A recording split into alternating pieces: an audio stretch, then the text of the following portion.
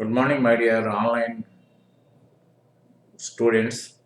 మనం income tax classes కంటిన్యూషన్లో నిన్న house property income గురించి, హౌస్ ప్రాపర్టీని సెల్ఫ్ ఆక్యుపైడ్, లెట్ అవుట్ అనే రెండు రకాలుగా డివిజన్స్ ఉంటాయి. సెల్ఫ్ ఆక్యుపేషన్ అంటే ఎలా ఉంటుంది, తర్వాత లెట్ అవుట్ అంటే ఏంటి అనేది గురించి మనం ప్రస్తావించుకున్నాము.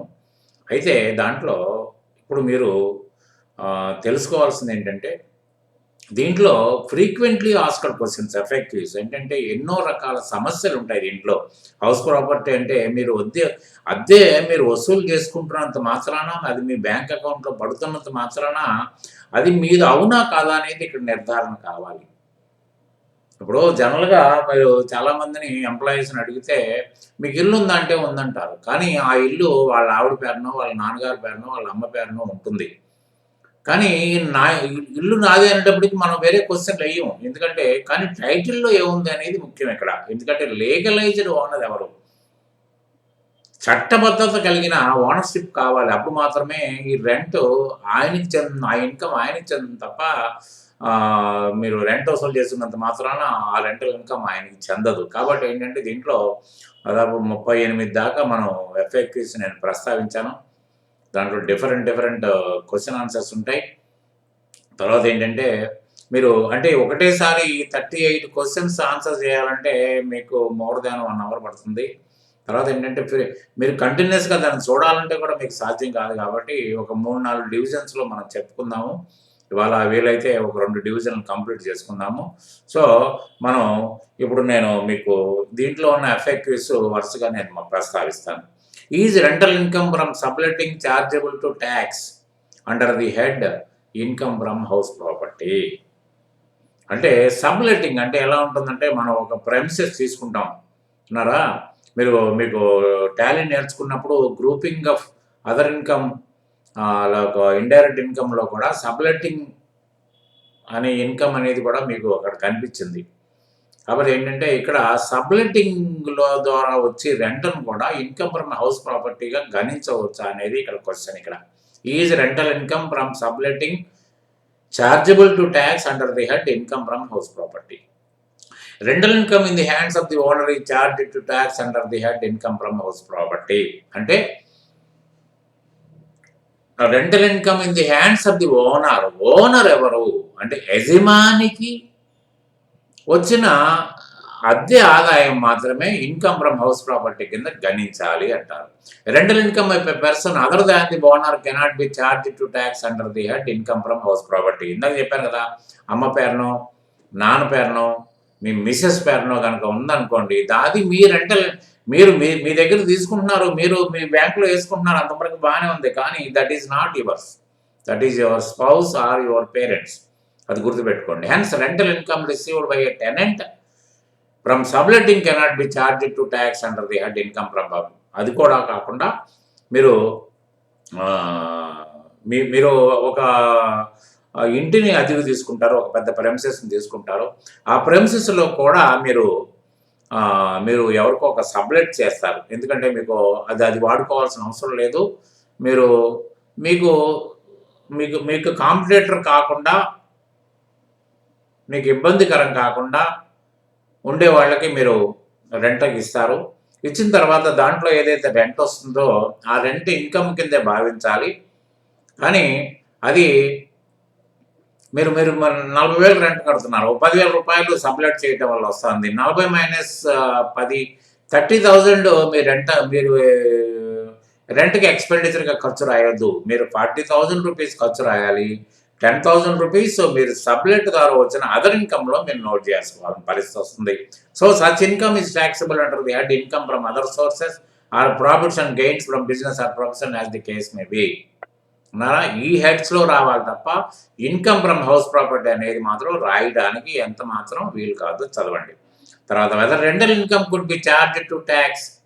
Weather rental income could be charged to tax in the hands of a person who is not a registered owner of the property. Rental income అంటే whether rental income could be charged to tax in the hands of a person who is not a registered owner of the property. అంటే చట్టబద్ధత లేని owner చేతిలో మీకు rental income charge అవుతుందా అని అడుగుతున్నారు. Rental income from property charge to tax under the head income from house property in the hands of the owner of the property. If a person receiving the rent is not the owner of the property, the rental income is not to tax under the head income from house property. Rent received by tenant by subletting. అదే పైన ప్రస్తావించిందే. In the following cases, a person may not be registered under of the property, but he will be treated as the owner. కానీ ఈ question ఎందుకు రావాల్సి వచ్చిందంటే similarity ఉన్నా కూడా దీంట్లో ఓనర్గా కంప్లీట్ పూర్తి హక్కులు అతనికి సంక్రమించకపోయినా ఈ కింది నేను పొందుపరిచిన విధంగా కనుక ఉన్నట్టయితే you will be treated as a deemed owner. Owner అంటే మనం ఓనర్ అనుకోవడానికి ఛాన్సెస్ ఉన్నాయి, డీమ్డ్ ఓనర్ అనుకోవడానికి ఛాన్సెస్ ఉన్నాయి. అవి ఏంటి, ఆ కారణాలు ఏంటి, వాడినప్పుడు హౌస్ ప్రాపర్టీ కిందనే మీరు దాన్ని ట్రీట్ చేసే అవకాశాలు మీకు మెండుగా ఉంటాయి అన్నారా. అయితే మరి డీమ్డ్ ఓనర్ అంటే ఎవరు అనేది కనుక మనం చూసుకున్నట్టయితే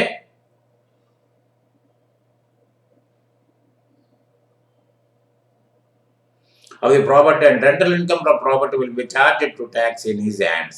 If the individual transfers his or her property to his spouse not being a transfer in connection with an agreement to live apart, అంటే విడాకుల సందర్భంగా ఇచ్చిన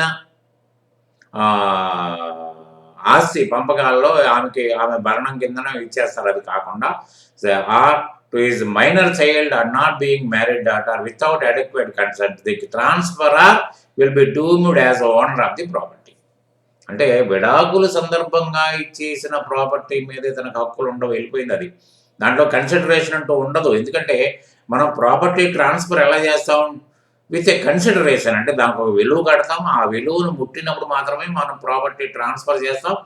కాబట్టి అప్పుడు మనకు హక్కులు కోల్పోతాం అన్నారా.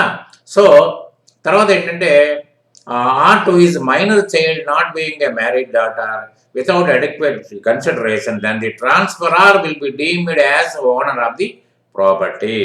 అంటే వాళ్ళ పిల్లల పేరున పెట్టేసిన, భార్య పేరున పెట్టేసిన, మైనర్ అంటే వివాహం కాని అమ్మాయి పేరున పెట్టేసినా కూడా ట్రాన్స్ఫర్ ఆరే డీమ్డ్ ఓనర్ అవుతాడు. అది గుర్తుపెట్టుకోండి. ఇల్లు ఆయన పేరున పెట్టేసుకున్నది. ఎందుకంటే కొన్ని సందర్భాల్లో భార్య పేరున ట్రాన్స్ఫర్ చేసేస్తారు, పిల్లల పేరున ట్రాన్స్ఫర్ చేసేస్తారు అన్నారా.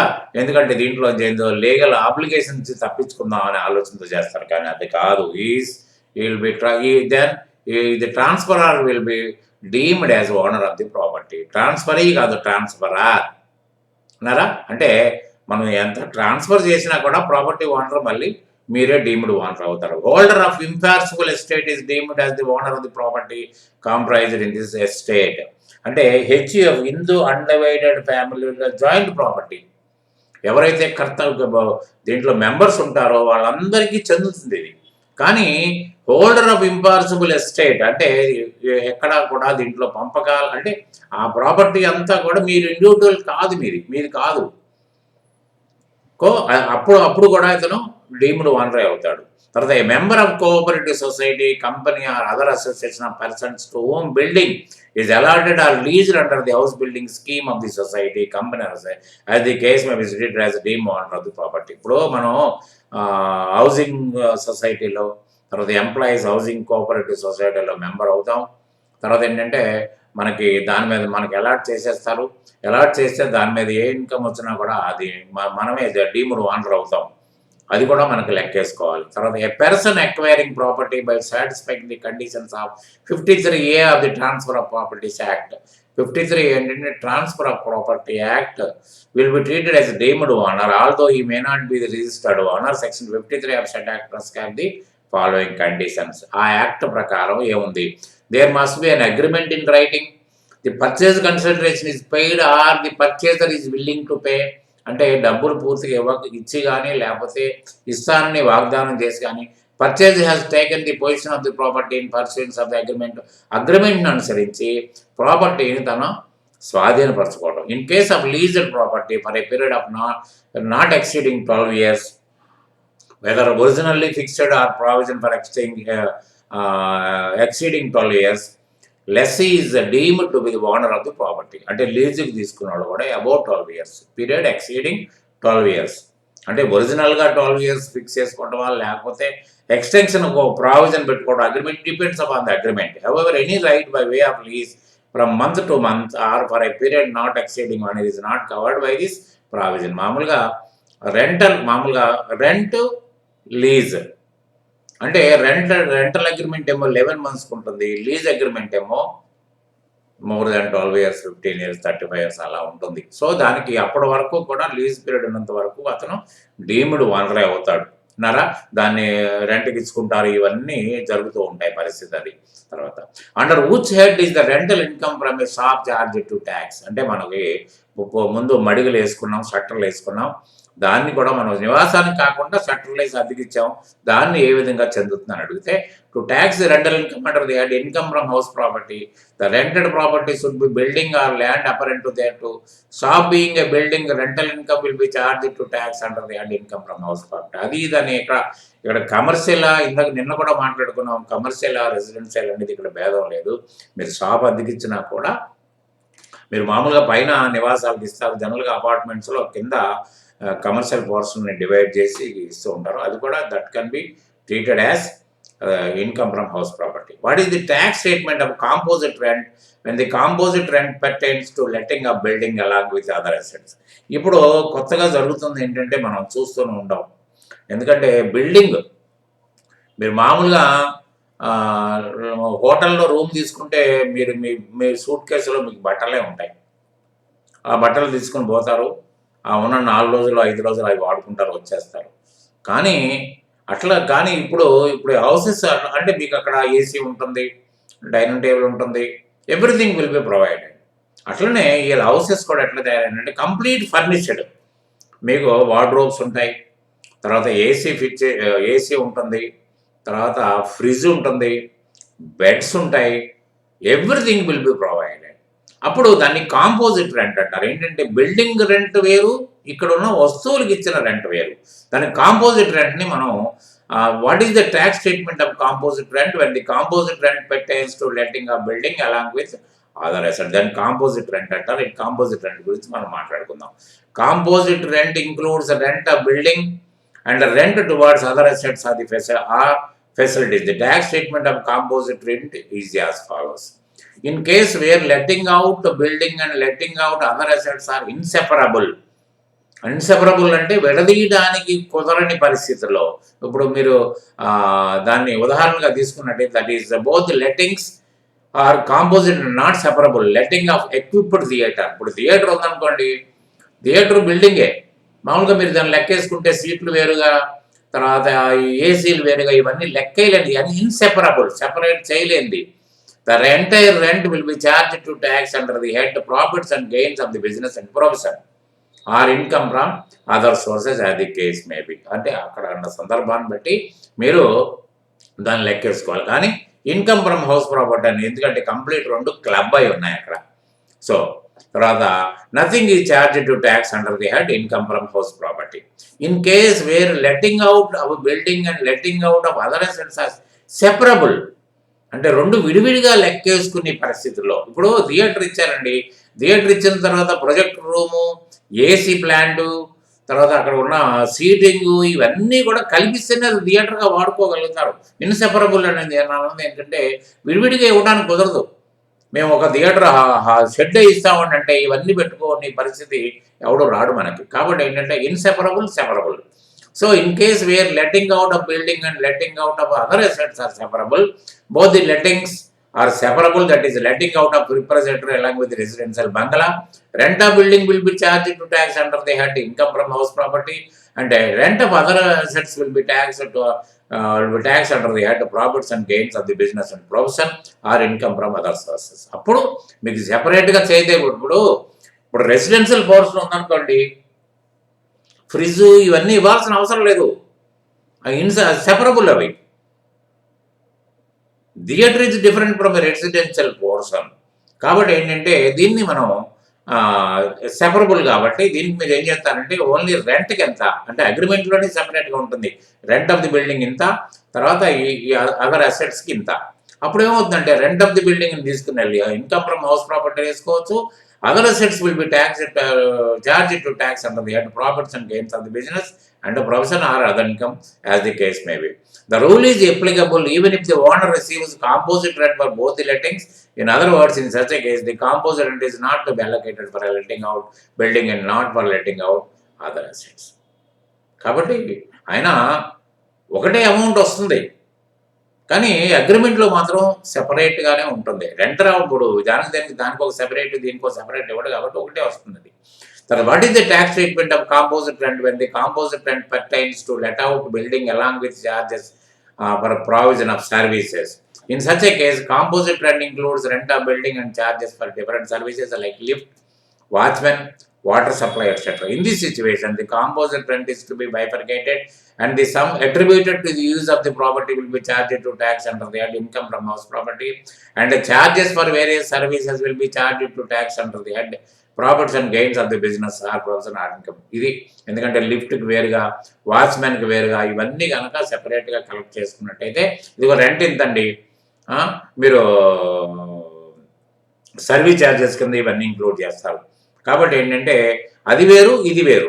అది మాత్రమే మీరు income from house property, other charges మాత్రం దీంట్లో income from business or profession or income from other sources అని మీరు as the case may B రాసుకోవచ్చు. తర్వాత how to compute income from A property which is let out throughout the year.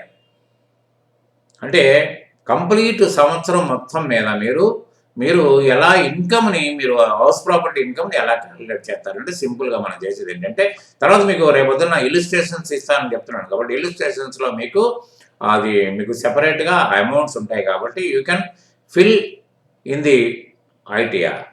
కాబట్టి దాని గురించి మీకు ప్రాబ్లం లేదు, ఎందుకంటే గైడ్ లైన్స్ కోసం నేను చెప్తున్నాను. ఇది income chargeable to tax under the head income from house property in the case of let out properties computed in the following manner. ఇప్పుడు సెల్ఫ్ ఆక్యుపైడ్కి ఈ క్యాలిక్యులేషన్ అక్కర్లేదు, ఎందుకంటే సెల్ఫ్ ఆక్యుపేషన్లో మీరు ఇన్కమ్ ఫ్రమ్ హౌస్ ప్రాపర్టీ నిల్ కాబట్టి.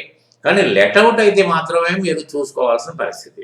సో గ్రాస్ యాన్యువల్ వాల్యూ ఎంతో less municipal taxes paid during the year, అది గుర్తుపెట్టుకోండి. Municipal taxes ఎంత మనం పే చేసాం అంటే, నేను నిన్న చెప్పినట్టుగా ఒక కిస్తు కట్టారా, నిన్నటి కిస్తు లాస్ట్ ఇయర్ కిస్తు కూడా కలిపి 3 కిస్తులు కట్టారు, ఎంత కడితే అంత actual payment made during the year. అది తర్వాత అప్పుడు నెట్ ఎన్ఏవి వస్తుంది, అది జిఏవి, ఇది ఎన్ఏవి అన్నారా, నెట్ యాన్యువల్. దానికి less deductions under section 24. Deduction under section 24A at 30% of annual value. మీకు వచ్చిన మున్సిపల్ ట్యాక్సెస్, లోకల్ ట్యాక్సెస్ తీసేసినట్టు ఏదైతే వచ్చిందో దాన్ని 30% towards maintenance of the building అనుకోండి. అంటే మీరు రిపేర్స్ పెట్టినా ఏం పెట్టినా కూడా that should not be considered. మీకు దాంతో సంబంధం లేదు. మీరు ఖర్చు పెట్టినా ఖర్చు పెట్టకపోయినా you can claim 30% of the annual net annual value under section 24A అన్నారా.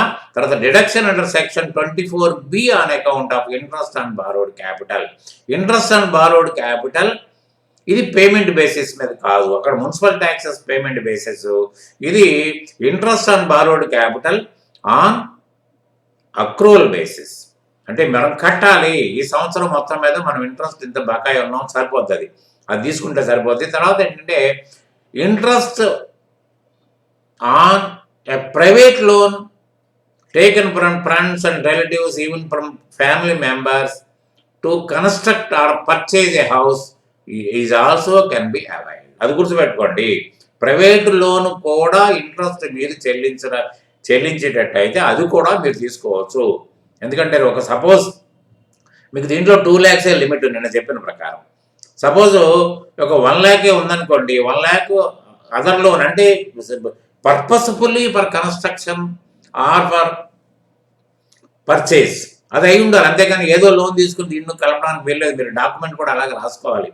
మామూలుగా బ్యాంక్ లోన్ అయినా అనుకోండి క్లియర్గా రాసి ఉంటుంది హౌసింగ్ లోన్ అని, దాని నుంచి ప్రాబ్లం లేదు.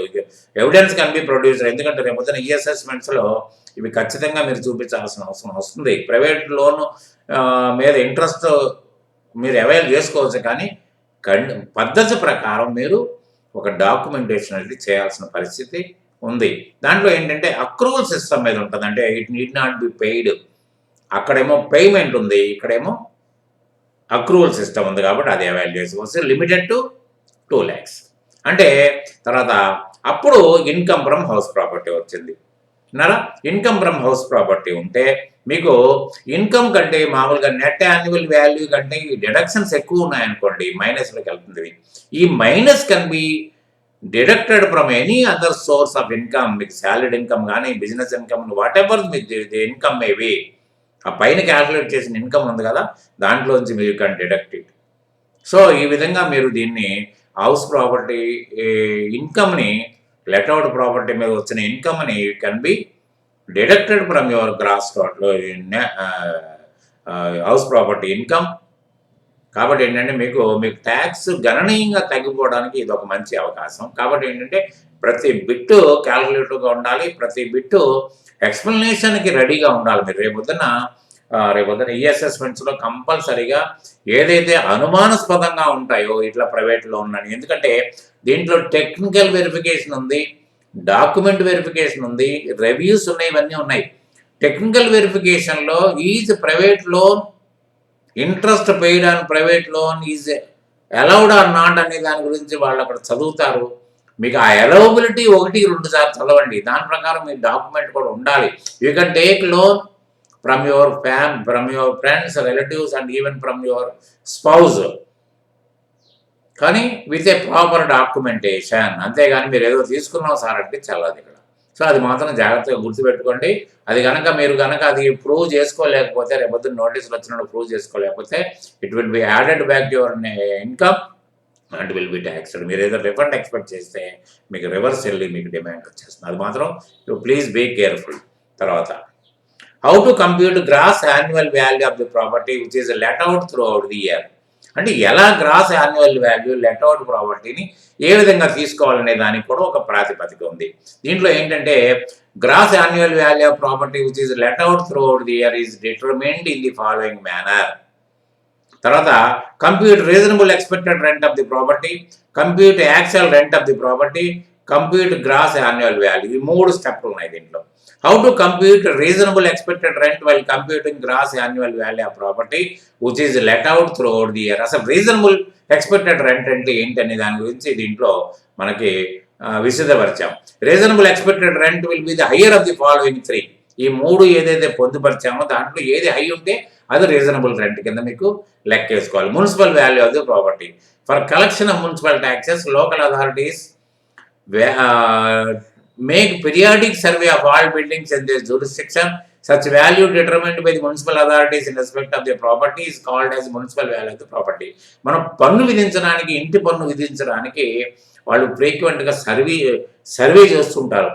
అంటే ఒకటి ఇప్పుడు ఎప్పుడో సర్వే చేసిన దాన్ని మీకు రౌండ్ అప్ చేసి కొత్త సర్వే రిపోర్ట్స్ చేస్తారు. ఎందుకంటే రోజు రోజుకి వాల్యూస్ పెరుగుతున్నాయి, అన్ని రకాలుగా గ్రాఫ్ పెరుగుతుంది. కాబట్టి ఒరిజినల్గా దాని రెంట్ని సర్వే చేసి దాని మీదనే మనకి ట్యాక్స్ వేస్తారు. ఒక్కోసారి గగ్గోలు పెడుతూ ఉంటారు, మొన్నటి దాకా 1000 రూపాయలు ఉన్నది ఇప్పుడు 6000 రూపాయలు అయిపోయిందని.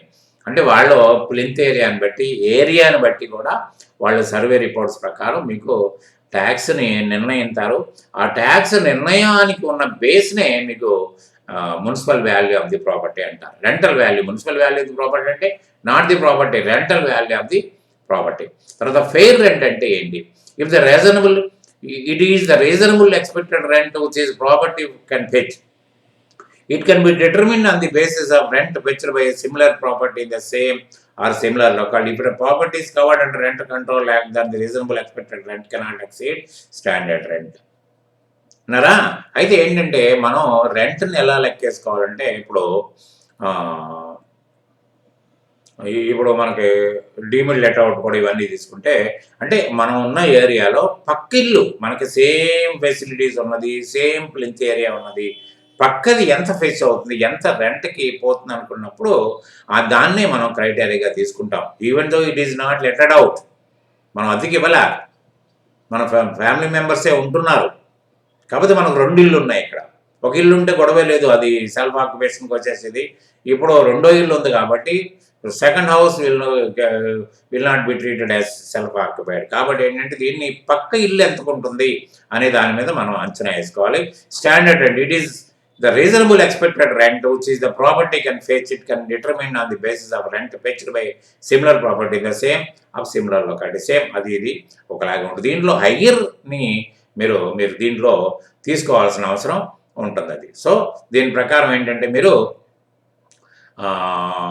మీరు ఇప్పుడు ఎంతవరకు 8 పాయింట్లు మనం చేసుకున్నాము. టోటల్ 38లో 8 పాయింట్లు చేసుకున్నాము.